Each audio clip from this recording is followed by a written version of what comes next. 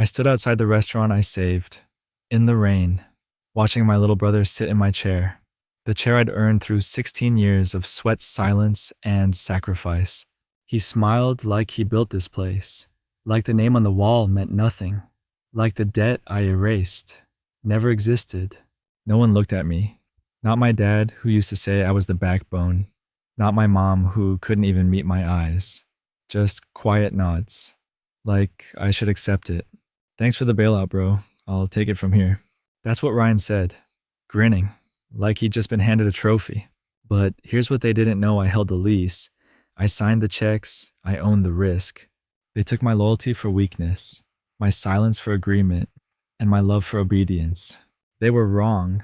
See, revenge doesn't always come with shouting. Sometimes it walks out the front door in silence, picks up the phone, and makes one call that changes everything. Because when the smoke clears, they won't remember the speeches. They'll remember what you did next. And I did something they never expected. If you've ever been betrayed by your own blood, you're not alone. Hit subscribe. This is where real revenge stories begin. Mike Perez isn't the kind of man you notice in a crowded room. He doesn't tell jokes. He doesn't chase the spotlight. He's not great at networking or charming customers during dinner service. But when the fryer breaks down, when the AC dies in the middle of July in Houston, when a supplier messes up a holiday order, Mike is the first one and the last one out. He doesn't complain, doesn't ask for praise. He just works, quietly, consistently, for 16 straight years. To his parents, he was always the reliable one. No drama, no trouble. But because of that, they stopped seeing him as a real option. In a Mexican-American family like theirs, guys like Mike get cast as the workhorse, not the leader. He didn't go off to college, didn't work at some shiny firm downtown. He stayed, held the line. And somewhere along the way, he became the background character in his own family's story. Ryan, his younger brother, was different. Bright smile, smooth talker, only worked at the restaurant part-time for 2 years.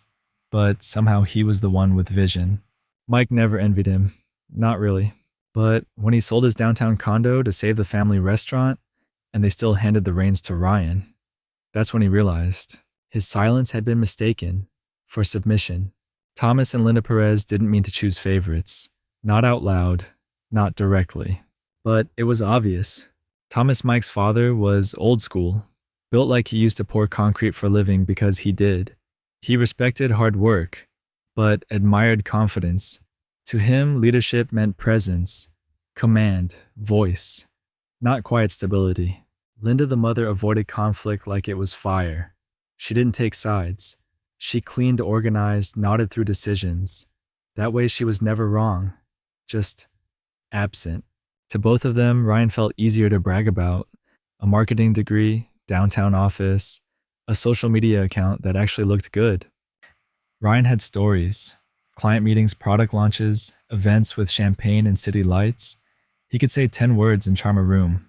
Mike had receipts, work logs, inventory spreadsheets, and hands that smelled like garlic and metal. Thomas would say, Mike's the backbone of this place. But when crisis hit and Mike saved the restaurant from total collapse, he didn't get a thank you. He got demoted. It wasn't personal, they said. Ryan just had more vision. He understood branding trends growth. What they meant was, he looked better on camera. He fit the story they wanted to tell. And Mike, he was always good in the background. So when the time came to decide who'd lead the family business, they didn't even ask. They just handed it to Ryan. Because in their eyes, reliability is expected, but charisma, that's rewarded. Lucia Ortega didn't grow up with much, but she learned fast, faster than most. By 22, she was running the grill line at a trendy Mexican bistro in downtown Houston. By 25, her pop-up tacos were featured in Texas Food Weekly. No PR team, no paid followers, just flavor that made people stop mid-bite. Mike met her during a late-night supplier mix-up. She was calm, precise, handling a walk-in fridge crisis like she was prepping for a Michelin review. He respected that. Over the next year, they stayed in touch. Not often. Just enough. She'd call to ask about equipment or staffing headaches or cost-saving tricks. He'd ask her about new techniques, plating styles, and food trends that weren't just hype. They weren't friends.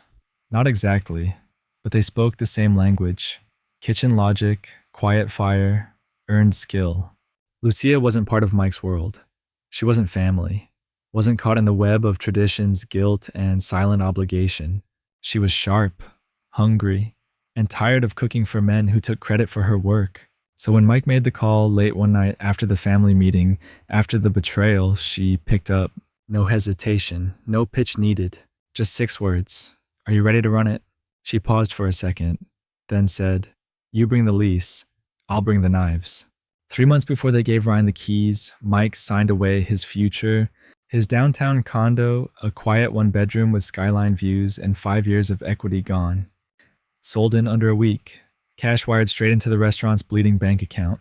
He didn't ask for thanks, didn't draft a contract, didn't even call it a loan, because family is family, and Mike still believed that meant something. The restaurant was circling the drain, debt piling up, vendors threatening to walk, landlord talking eviction. Thomas had mortgaged the house twice. Linda was praying budgeting hoping. Ryan was broke and couch hopping. Only Mike had something to give. So he gave everything, and the landlord, he insisted the new lease go under Mike's name. The only person who seemed financially stable. The only one writing real checks. Mike didn't think twice. He signed, smiled, went back to the line. That was his mistake. Because once the lights were back on, once the doors stayed open, once the numbers started climbing again, no one remembered the sacrifice.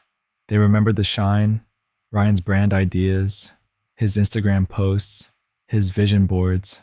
And when the dust settled, it wasn't Mike they called into the office. It was Ryan. "Thanks for the bailout, bro. I'll take it from here." It happened in a 10-minute meeting. No warning, no discussion, just a decision already made. Mike sat across from his parents in the back office, the one he helped remodel twice. Thomas cleared his throat. Linda looked at the floor. "We've decided his father said Ryan will take over operations." No eye contact, no explanation, just a sentence. Mike's folder sat on his lap. Inside were vendor renegotiations, staffing plans, a 6-month marketing forecast. He'd spent weeks building it. None of it mattered.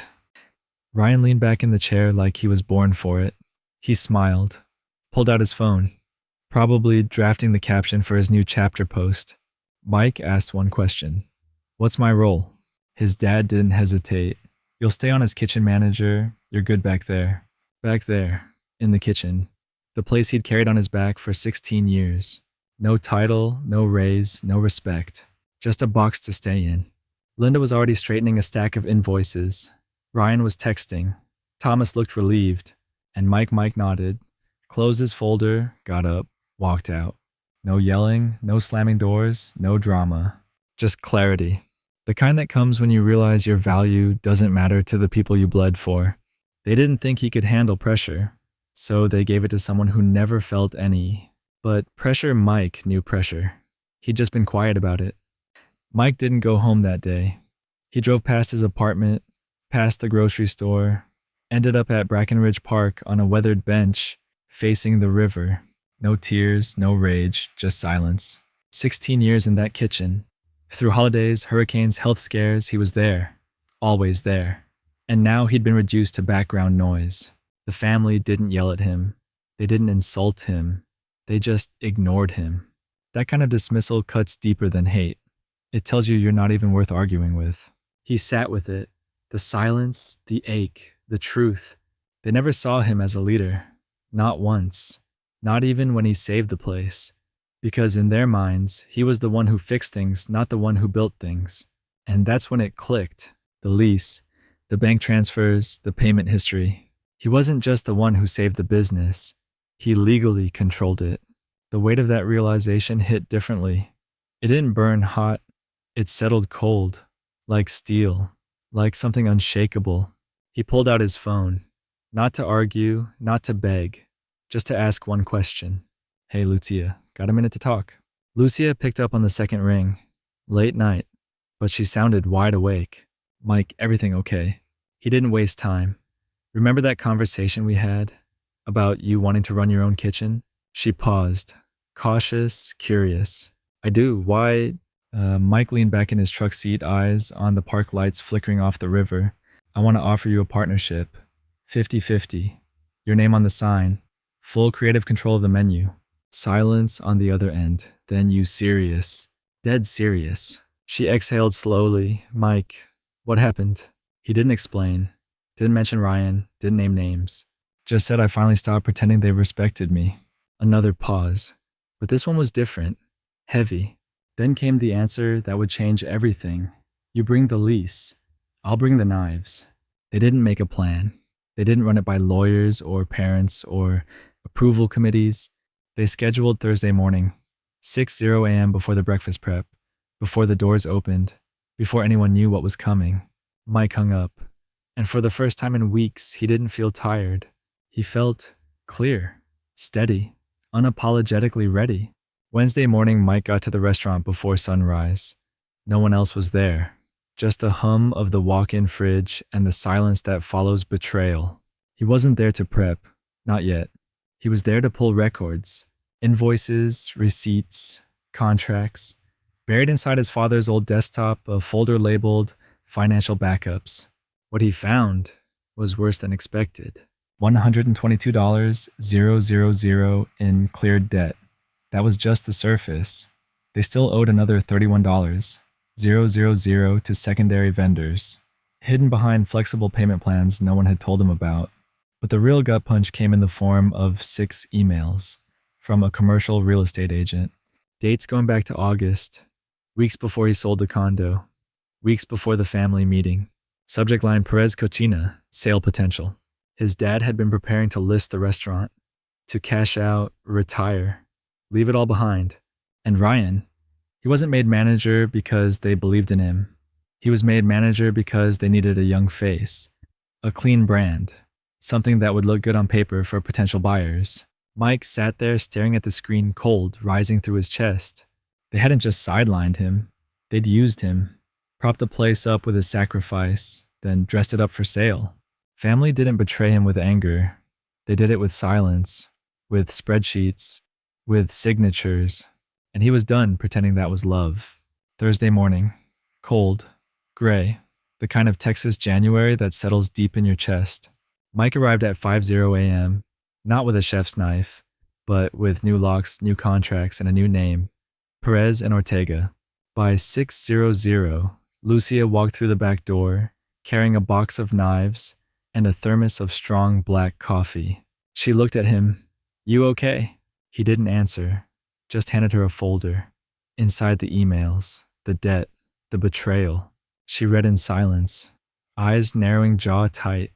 They were going to sell it all, yeah, and leave you with nothing us. Leave us with nothing. Lucia sat down, placed her knives on the prep table, then said, let's cook, but on our terms. By 7:00 a.m., the locks were changed. Not to keep people out permanently, just to control access. Legally, Mike had every right. As the leaseholder, he could restructure operations, redefine leadership, even rename the business as long as rent was paid. Carlos, the longtime prep cook, showed up next. He noticed Lucia first, then the sign-in sheet, then the new logo on the wall. He raised an eyebrow. Mike nodded. New partner, same job, same pay, better food. Carlos smiled, tied his apron. Good. This place needed new blood. By 8:30, the kitchen smelled like confidence, like garlic oil and quiet rebellion. At 9:00 a.m., Ryan showed up. Coffee in one hand, notebook in the other, confidence in every step. Until he reached the front door. His key didn't work. He rattled it, tried again, knocked on the glass confused. Mike let him in through the back, calm, gloved, already prepping for lunch service. What's going on with the locks? Ryan asked. Voice tight, half laughing, half nervous. Mike didn't flinch. Security upgrade, then handed him an envelope. Inside a formal letter, new business name, new operating partner, termination notice, 2-week severance. Ryan blinked, read it twice, then stared at Mike like he'd grown horns. You can't do this. Dad may be manager. Mike kept cutting. Dad doesn't hold a lease. Ryan looked up. What does that mean? It means I control operations, staff, structure, ownership. Ryan opened his mouth, closed it, looked around, saw Lucia at the stove, Carlos slicing onions like it was just another Thursday. This is insane. No, Mike said. This is business. Ryan reached for his phone. I'm calling Dad. Mike shrugged. Go ahead. But maybe ask him about the real estate agent first. That stopped him. Cold. What real estate agent? Mike walked over, handed him the same emails he'd shown Lucia. Ryan read in silence. Confusion, realization, anger. They were going to sell after I cleaned it up. Yeah, you were just the placeholder. For once, Ryan had nothing to say. Friday afternoon. Dinner prep was underway. The kitchen hummed with new energy. Lucia was plating samples. Mike was reviewing numbers. Then came the voice. Loud, commanding, too familiar. Where's Ryan? Thomas Perez stood in the dining room, jaw tight, shoulders squared. Behind him, Linda lingered nervous, unsure. The hostess pointed to the kitchen. He didn't wait. Pushed through the swing doors like he still owned them. What the hell is this? He waved the partnership agreement Ryan had shown him. You can't just restructure the business without consulting us. Mike didn't look up from the cutting board. I didn't consult. I executed. We're your parents. And I'm the leaseholder. Linda stepped forward. Mike, please. We need to discuss this as a family. Mike paused, wiped his hands on a towel, looked straight at her. Like how we discussed selling the restaurant. The room went still. What are you talking about? She asked. He handed her the printed emails. She read, slowly. Her expression shifted. Confusion, shock, then betrayal, but not toward Mike. Toward the man standing beside her. Thomas, you told me these were just ideas. That nothing was decided. We needed options, he said. After I sold my home to give you those options, Mike added. Thomas turned red. We're family. Then you should have acted like it. Mike stepped aside. Perez and Ortega is operating now. You can see yourselves out. Linda opened her mouth, but closed it. She knew. They were too late. 8 weeks later, the restaurant didn't just survive, it thrived. The sign above the entrance now read, Perez and Ortega. Simple, clean, honest. Lucia's new menu blended bold with tradition. Her mole sauce had people lining up before noon. Mike tightened inventory, adjusted vendor contracts, cut food waste by 20%. Social media, handled by a real customer. A local foodie who loved what they were doing. No marketing fluff. Just good food, good people, real stories. Food and Wine magazine called. A photographer was flying in next month. They were doing a piece on modern Mexican fusion done right. Staff morale up, wages up, cancellations down. Loyalty through the roof. Carlos trained 2 new line cooks. Lucia started mentoring a high school intern. Mikey finally worked normal hours. Even took Sunday off. Ryan stopped by sometimes late at night when the place was closed quiet. He didn't argue, didn't complain, just nodded. Looks good, he said, and meant it. Mike asked once, how's the new job? Less pressure, Ryan answered. More peace. Thomas and Linda never formally apologized, but they stopped interfering, stopped calling, stopped trying to take credit, because you can't argue with results. Not when the restaurant's booked solid for 3 weekends straight. Not when the community starts calling it the comeback of the year. Perez and Ortega wasn't just a new name. It was a new beginning, built on earned respect, not blood. I used to think family came first, that loyalty was automatic, that sacrifice guaranteed respect. But that's not always how the world works. Sometimes the people closest to you are the ones who take you for granted the most, not because they hate you, but because they've grown used to your silence, your reliability, your willingness to carry the load without asking for credit. They called me dependable, but never capable. They used my strength to build their version of the story and expected me to smile quietly in the background. They said I couldn't handle pressure, so I created my own. They said I wasn't leadership material, so I built something worth leading. And I didn't do it to get back at them. I did it to get back to myself. Because at the end of the day, what you build with your own 2 hands, what you fight for with clarity, with purpose, with no apology, will always outlast anything handed to you by guilt or blood. They haven't said sorry, and I don't need them to. The truth, they weren't the villains. They were just wrong, and I stopped living in their version of the story, so I could finally write my own. Maybe you've been there too. The reliable one, the steady one, the one everyone calls until they no longer need you. Maybe they gave the promotion to someone flashier, ignored your work, dismissed your loyalty. Maybe they said you were too quiet, too soft, too safe.